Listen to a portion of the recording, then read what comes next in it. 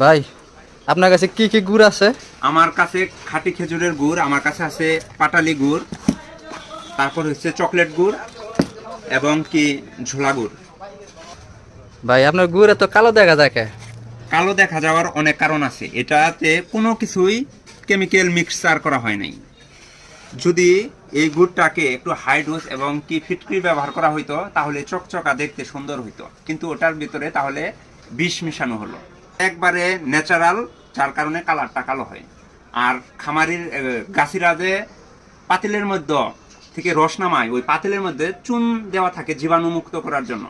ওই চুনের যে আংশিক রসের সাথে মিশে, যার কারণে জাল করলে এই গুড়গুলো কালো হয়। ভাই আপনার খেজুরের গুড় এত দাম কেন? অন্য তো জায়গার দাম কম। ভাই দাম বেশি হওয়ার কারণ হচ্ছে একেবারে পিওর, এখানে কোনো প্রকারের ভেজাল করা হয় নাই। 8 থেকে 10 কেজি রসে 1 থেকে 1.5 কেজি গুড় হয়, তাহলে বোঝেন দামটা কেন বেশি।